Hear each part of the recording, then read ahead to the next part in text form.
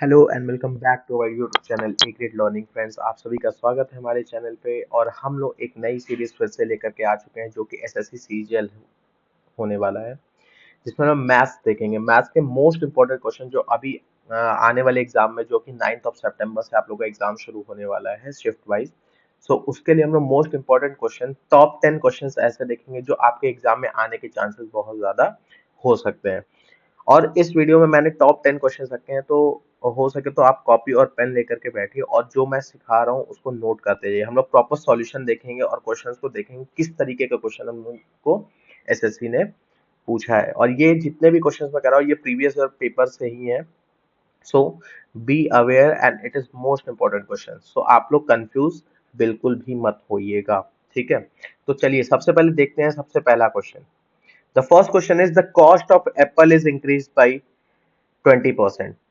एक एप्पल की कॉस्ट है वो 20% से इंक्रीज करती है, ठीक है। ये तो मुझे दिख रहा है कि परसेंटेज का क्वेश्चन है। टॉपिक अगर देखा है तो ये परसेंटेज का टॉपिक है, राइट।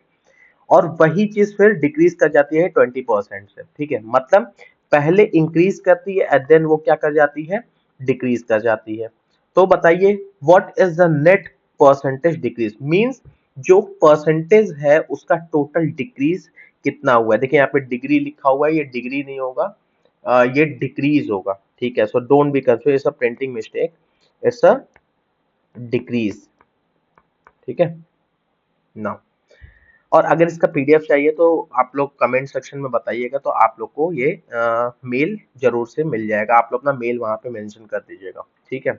नाउ अब हम बात कर रहे थे कि the cost of apple is increase by 20% and then decrease by 20%। What is the net percentage decrease, means net percent total percent decrease कितना हुआ है इसमें, हम लोग को यही चीज बताना है, ठीक है। तो चलिए देखते हैं कैसे होगा।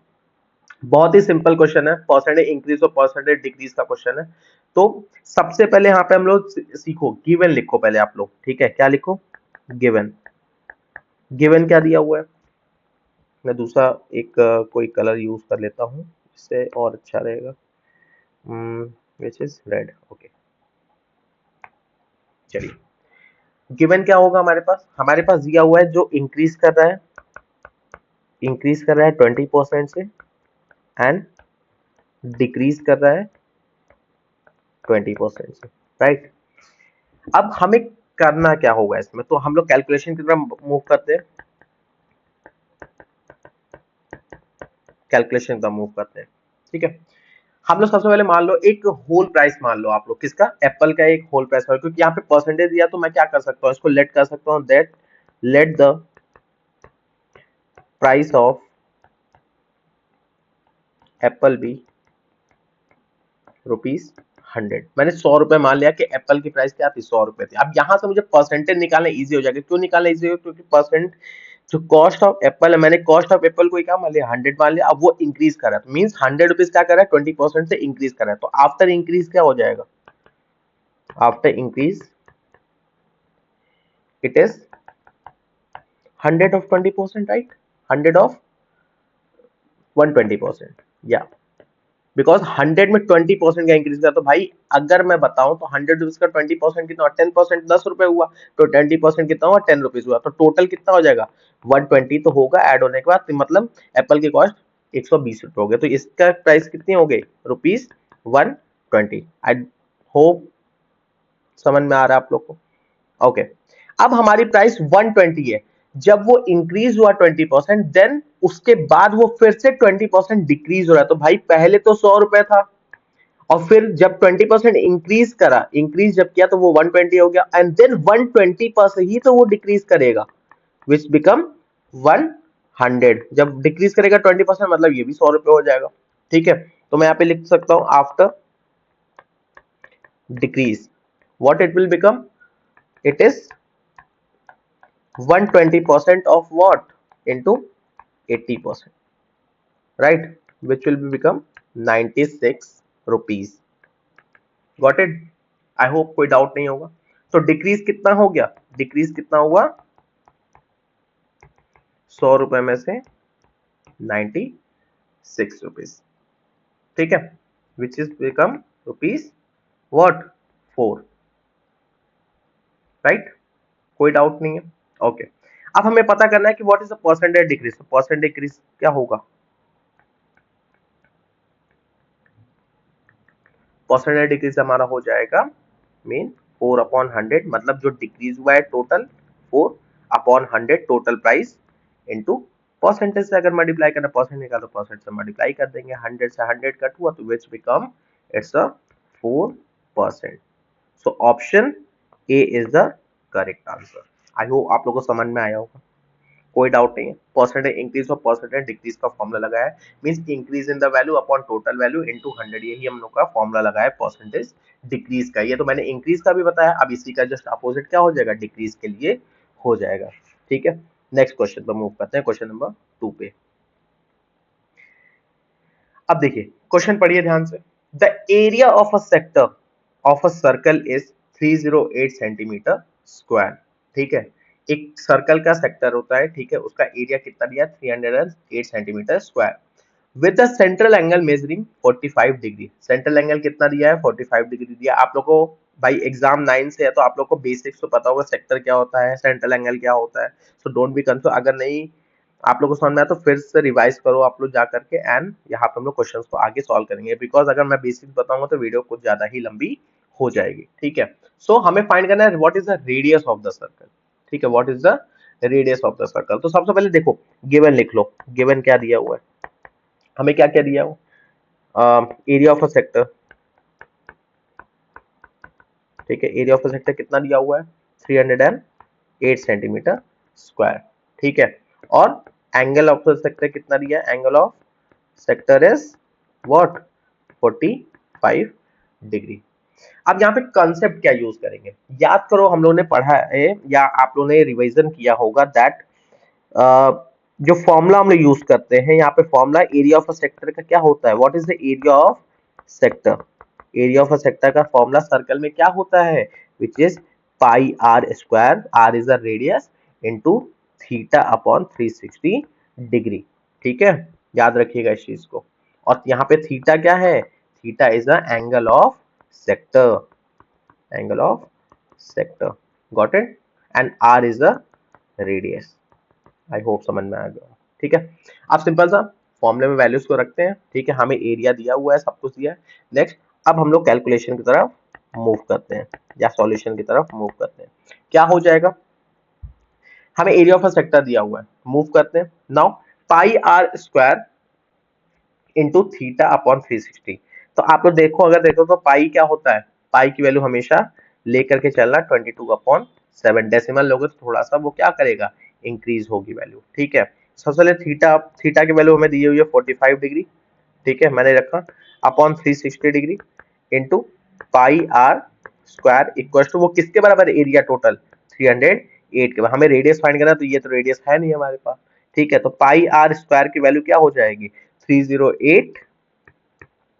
ठीक है, 308, और क्या हो जाएगा, यहाँ से कैंसिल आउट होगा, 45 1 45, 45 8 360 होता है।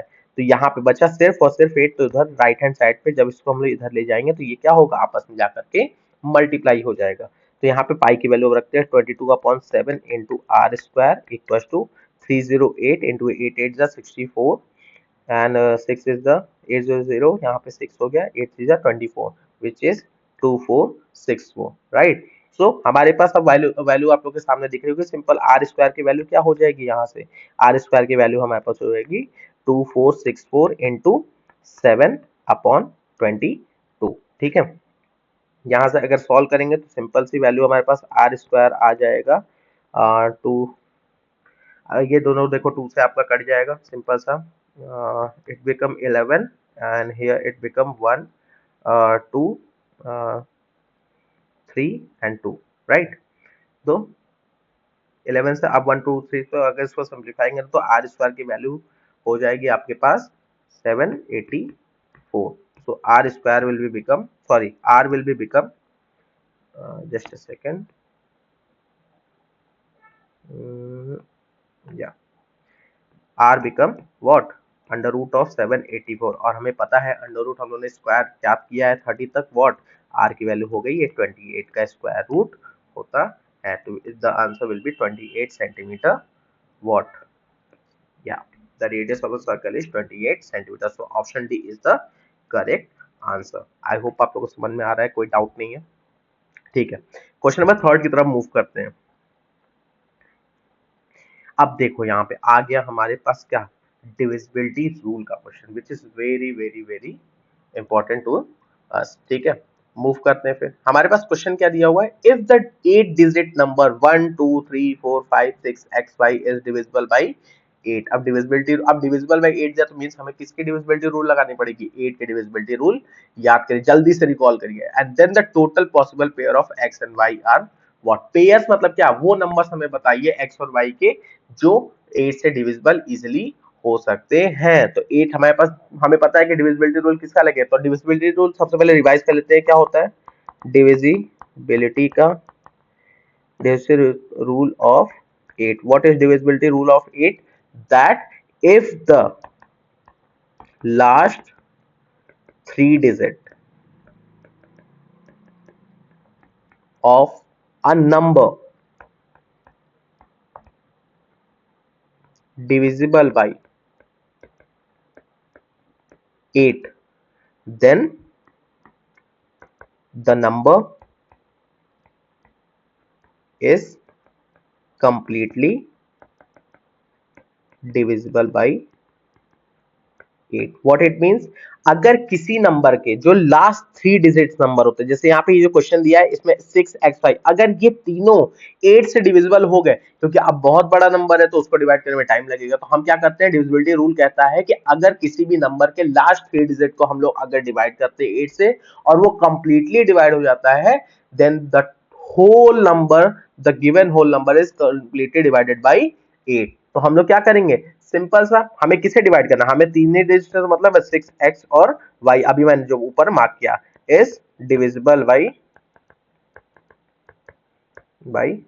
8।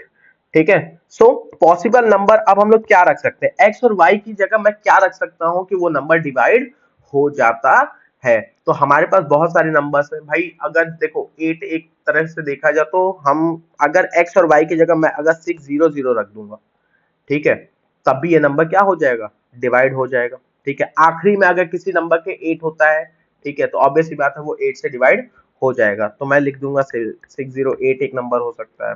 ठीक है, और 8 टू 16, आप तो सीधे से टेबल से पढ़ सकते हो ना, अगर यहाँ पे देखो 2 डिजिट तो 8 टू 16, 8 6 24, 8 4 32, राइट, मतलब आखिरी के डिजिट क्या है, 2 डिजिट बन रही है, तो आप सीधा सा 8 की टेबल पढ़ दो। तो 8 0 से मैंने शुरू किया तो 1 तो होगा नहीं, ठीक है, 1 भी लिया है, नाउ 1 भी लिया, 0 भी लिया, ठीक है, 0 भी लिया, 1 भी लिया, 2 भी लिया, तो कहां तक लेंगे, अब देखते हैं, अब हम कहां तक इसको ले जा सकते हैं, देखते हैं। 616, 8 है 24, तो 624, 8 3 सॉरी 8 4 32, या 632 हो गया, ठीक है, 640 हो गया, 648 हो गया, ठीक है, 656 हो गया, 664 हो गया, 672 हो गया, ठीक है, 680 हो गया, टेबल 8 की आनी चाहिए, 688 हो गया, अब ये 11 टाइम्स चला गया, ठीक है, एंड 696 हो गया। ठीक है, अब इससे ज्यादा जाएंगे तो वो 700 में कन्वर्ट हो, which is not divisible by what, 8। So here the possible outcomes are what are the pairs, pairs गिन लो आप लोग, कितने आ रहे हैं, 13, total 13 possible, total 13 possible pair are there. ठीक है, ये कैसे निकाला, 8 के टेबल से, देखो 8 1 8 प्लस 8 0 0, ठीक है, 8 1 8, क्योंकि लास्ट में अगर 0 होता है किसी भी नंबर को तो डिवाइड हो जाता है बिल्कुल easily. 8 1 8 16, 8 25 4 32, 8 5 40, 8 6 40, 8 7 58, 8 62, 8 9 72, 8 10 80, 8 11 88, and 8 what, 8 12 96। So I hope 13 pair are the correct answer. Option B is the right answer. ठीक है, समझ में आ गया। नेक्स्ट क्वेश्चन की तरफ मूव करते हैं। Now what is the possible value of a plus B plus C minus से। अब यहाँ तो फॉर्मूला याद होना चाहिए, अगर आप लोगों को फॉर्मूला याद होगा तो आप इजिली इस क्वेश्चन को कर लोगे। तो फॉर्मूला कौन सा करेंगे, चलो जल्दी से करके देखते हैं। a plus B plus C का होल स्क्वायर यूज करेंगे यहाँ पे, ठीक है, क्या होता है, A square plus B square plus C square plus 2ab plus bc plus ca। Right. Now calculation कैसे करेंगे, इसकी कैलकुलेशन करते हैं। चलो बहुत सिंपल है, हमारे पास दिया हुआ है कि what is the possible value of a plus B plus C minus three. A plus B plus C minus three की वैल्यू फाइंड करनी है अगर A square plus B square minus C square. देखो इसकी वैल्यू हमें दी हुई है 9, ठीक है। ए बी और बी सी और सी ए की भी वैल्यू हमें तो सिंपल सी वैल्यू पुट करनी है। तो सिंपल क्या हो जाएगा, A plus B plus C का whole square equal to what, it become 9 plus 2 into 8। दिख रहा है, क्योंकि 9 यहाँ पे रख दिया, 9 ये प्लस हो गया, ये 2 हो गया और ये अंदर 8 हो गया। आई होप कोई डाउट नहीं है। This is 9। Now a plus B plus C का whole square equal to what, 9 टू सा कितना हो जाएगा, जल्दी से कर लो। 9 प्लस 2 इन लाइक पहले तो मल्टीप्लाई करेंगे तो 9 plus it become 9 plus 16, 8 two सा 16। So a plus B plus C का होल स्क्वायर क्या हो जाएगा, a plus B plus C का होल स्क्वायर हो जाएगा 16 प्लस 9 इट बिकम 25, राइट।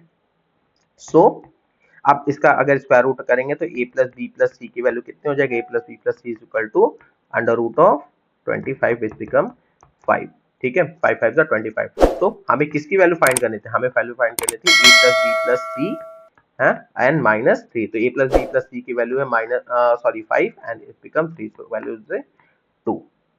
समझ में आ गया, कोई डाउट है तो यहाँ पे आप लोगों को समझ में आ गया। This option what, option D is the correct answer, ठीक है। Don't be confuse. Next question में मूव करें, option D is the correct answer. Next question, now again वही चीज फॉर्मूला वैल्यू पुट करनी है। If x plus Y plus Z is equal to 0 then what is the value of the X square upon Y Z plus Y square plus upon X Z and x Z square upon X Y, ठीक है। कैसे करेंगे, चलो देखते हैं। हमें दिया हुआ है, क्या दिया हुआ है, दैट गिवन है x plus Y plus Z is equal to 0, right. So हमें यहाँ पे फॉर्मूला यूज करना पड़ता है। देखो अगर मैं बोलूंगा यहाँ पे एक फॉर्मूला यूज कर सकते हैं easily, which is what, X cube plus Y cube plus Z cube का, ठीक है। फॉर्मूला यूज करेंगे एंड जेड क्यूब तो होगा ही, इसके आगे एक चीज होती है which is minus 3x Z, X Y and Z, तीन वेरिएबल का। तो यहां से अगर मैं कॉमन निकाल तो ये क्या हो जाएगा, X plus Y plus Z and इधर बन जाएगा X square plus Y square plus Z square and just a second X square plus Y plus Z square minus what, X Y minus Y Z minus Z X, ठीक है। समझ में आ गया। और हमें दिया हुआ है, क्या दिया है क्वेश्चन में, that x plus Y plus Z is equal to 0। तो मैं वहां पर वैल्यू अगर मैं 0 कर देता हूं तो ये पूरी राइट हैंड साइड क्या हो जाएगी, पूरी की पूरी हमारी 0 है। तो लेफ्ट हैंड साइड पे क्या बचेगा, Z cube minus 3xyz equal to 0। मैंने यहाँ पे क्या कर दिया, यहाँ पे 0 रख दिया है, ठीक है। तो राइट हैंड साइड हमारा क्या हो गया, अब क्या हो गया, X cube plus Y cube plus Z cube हमारा क्या बन गया, ये हमारा बन गया, इसको राइट हैंड साइड पे लेके चले जाएंगे तो ये बन गया हमारा 3xyz, ठीक है। नेक्स्ट अब क्या करेंगे, अब वैल्यू को रख देते हैं। हमें X cube plus Y cube plus Z cube की वैल्यू मिल गई। अब सिंपल सा हम क्या करेंगे, वैल्यू रख देंगे। कैसे रखेंगे, हमारे पास क्वेश्चन जो हमारे पास जो इक्वेशन दी है that is X square plus Y Z, ऊपर देखो ये देखो आप लोग, ठीक है, प्लस ये ब्रैकेट में कर देते हैं Y square upon X Z, ठीक है, and plus Z square upon X Y, ठीक है। ये चीज हमारे पास दी हुई है। अब सिंपल से हमें क्या करनी है, वैल्यू को रखना है। अगर इन चीज को सॉल्व करोगे जब एलसीएम लेकर के पूरी तरीके से, तो हमारे पास वैल्यू पता है क्या आएगी, बताता हूं, देखो क्या आती है वैल्यू, एक्स वाई हमारे पास वैल्यू आती है X cube plus Y cube plus Z cube, ठीक है, और अपॉन एक्स वाई जेड आती है, ठीक है। नेक्स्ट यहाँ पे क्या हो जाएगा, कॉमन निकालो, 3xyz upon X Y Z, value रखो। 3xyz की वैल्यू क्या थी, टोटल तुम्हारी xyz और xyz से कैंसिल हो गया और बचा हमारे पास क्या, सिर्फ और सिर्फ 3। तो option 3 is the correct option. I hope कोई डाउट नहीं होगा, फॉर्मूला आप लोग के सामने है, सॉल्यूशन आप लोग के सामने है, ठीक है, कोई डाउट, चलो बढ़िया। नेक्स्ट क्वेश्चन नंबर 6 पे क्या दिया हुआ है, if the length of the diagonal of a cube is 7 root 3, क्या है, if the length of the diagonal of a cube is 7√3.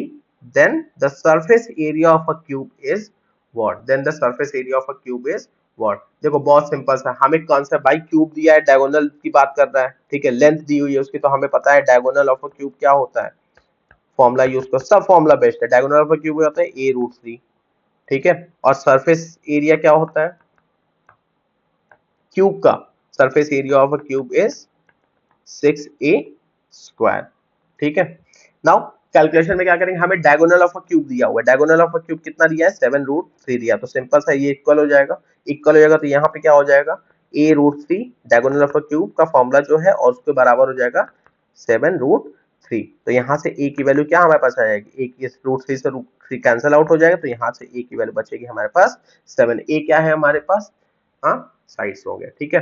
Next अगर सरफेस एरिया, अब यहाँ से ए की वैल्यू फाइंड हो गया तो हम सिंपल सा सरफेस एरिया हम लोग निकाल सकते हैं, तो सरफेस एरिया क्या हो जाएगा, सरफेस एरिया का फॉर्मूला होता है, अभी लिखा है ऊपर देखो आप लोग 6a² और हमारे पास ए की वैल्यू पता है, तो 6 इंटू ए का स्क्वायर मीन्स 7 का स्क्वायर करेंगे तो 6 into 49 which is equal to 49 into 6 कितना होता है 294, बिकॉज 9 6 54। अब देखो आखिरी में कहाँ पे मैंने कैसे निकाला, ठीक है समझ में आया, 294 centimetre square is the correct answer.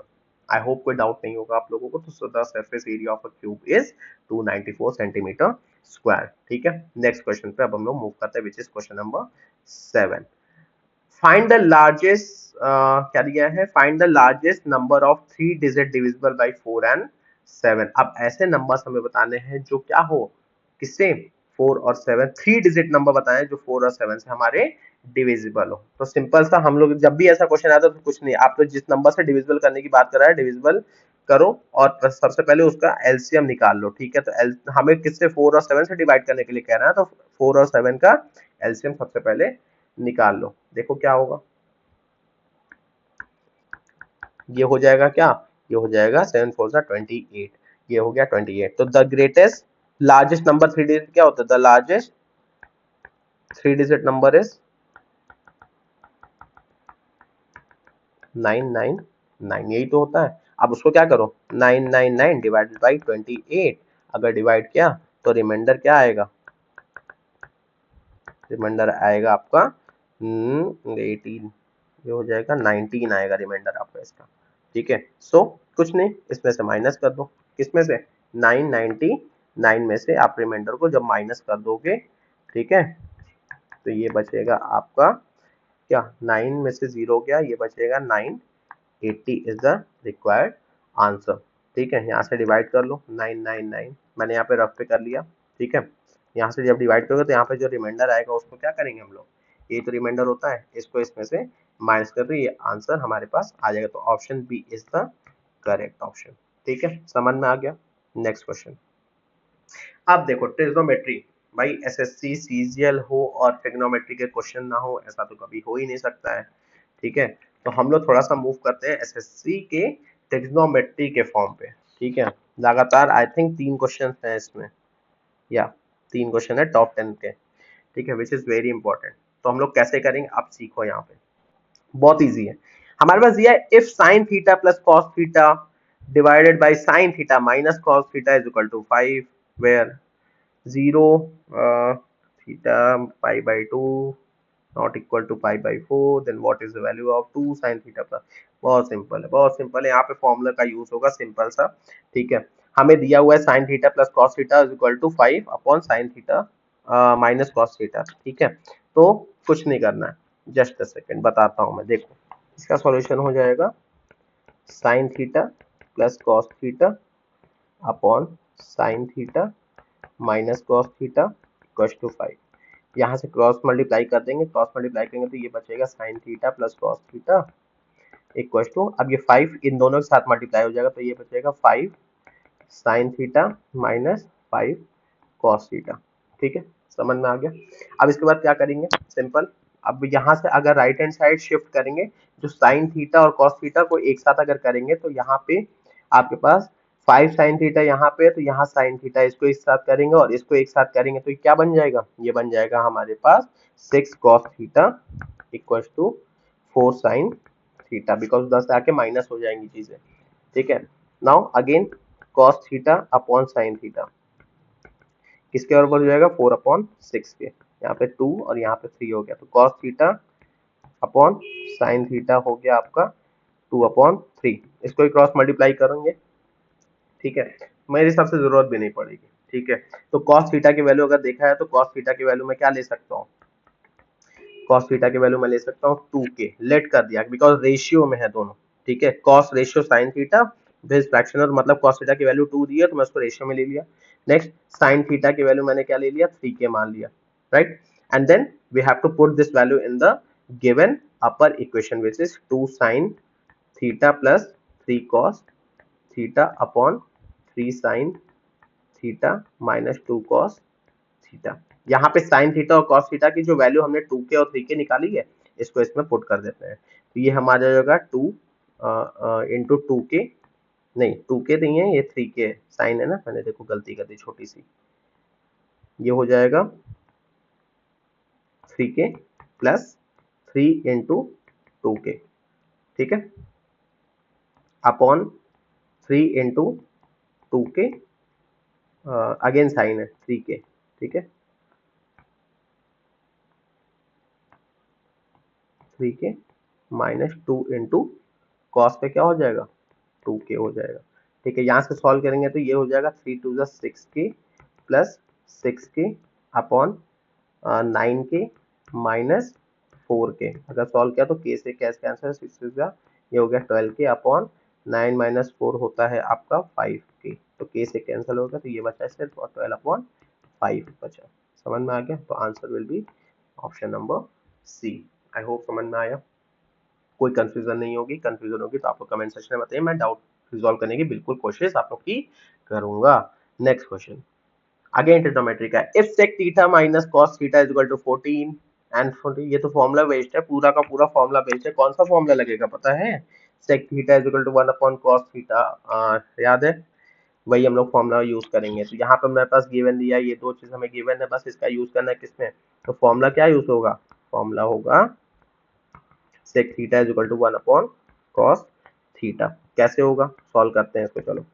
Now हमें दिया है sec theta minus cos theta is equal to 14 दिया है भाई, sec थीटा को मैंने अभी बोला तो sec थीटा को 1 अपॉन cos थीटा बना दो, या cos थीटा को अब यहाँ से क्या कर सकते हैं, रिप्लेस कर सकते, भाई sec थीटा तो है ही, sec थीटा की जगह मैं cos थीटा को क्या कर सकता हूँ, चेंज कर, तो sec थीटा को एज इट इज, तो cos थीटा को मैं 1 अपॉन sec थीटा लिख सकता हूँ, which is equal to 14। Now ये कितना बन गया, अगर इसको सॉल्व करेंगे तो इसका एलसीएम अगर 1 हो जाएगा तो ये बनेगा sec theta minus 1 equal to 14, ठीक है, या इसको भी सॉल्व करने की जरूरत नहीं, ये तो डायरेक्ट हो जाएगा, इधर भेज दोगे तो आप इस sec थीटा को उधर भेज दो उठा करके, तो ये बन जाएगा sec थीटा, ये ठीक है। तो मैं अब देखो यहाँ पे दिया हुआ है 14 sec थीटा की वैल्यू क्या होगी, tan स्क्वायर थीटा की वैल्यू क्या होगी, tan square theta is equal to x, ठीक है, x क्या था, x हमारे पास गिवन है, तो विच इज पूछा ही है हमें कि x की वैल्यू क्या होगी, tan स्क्वायर थीटा होगी, ठीक है, समझ में आ गया।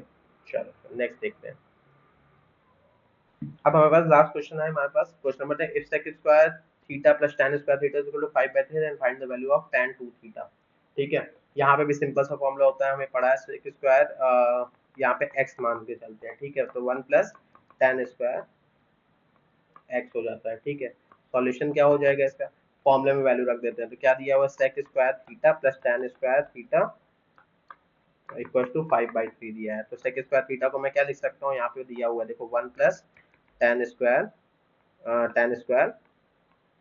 थीटा, ठीक है, और प्लस का tan square theta as it is है विच इज इक्वल टू 5/3, ठीक, तो यहाँ पे हो जाएगा tan square theta plus tan square theta 2 tan square theta हो गया, यहाँ पे अपॉन 2/3 हो गया, ठीक, then tan square which is tan square नहीं tan theta is equal to क्या हो जाएगा 1/√3 हो गया, बिकॉज क्या होता है 1/√3 यहाँ पे कैंसिल आउट करेंगे तो 1/√3 आ जाएगा, तो थीटा यहाँ पे क्या हो गया थीटा 1, अब tan थीटा में 1/√3 कब होता है, जब थीटा की वैल्यू 30 डिग्री होती है, तो हमें पूछा है किसका tan 2 थीटा की, थीटा की वैल्यू आ गई, तो सिंपल सा tan 2 इंटू 30 कितना होगा, tan 60 डिग्री की वैल्यू पूछ रहा है, तो कितना हो जाएगी इसकी वैल्यू √3 होती है, तो option B is the correct answer. तो ये हमारा था पूरा टॉप 10 क्वेश्चंस के सीरीज एसएससी सीजीएल 2024 के लिए। अगर आप लोग को अच्छा लगा हो तो वीडियो को लाइक करिए, ज्यादा से ज्यादा अपने दोस्तों को शेयर करिए कि वो जल्दी से एग्जाम के लिए अपने प्रिपेयर कर सकते हैं, और अच्छा लगे तो कमेंट जरूर करके बताएं। Thank you so much.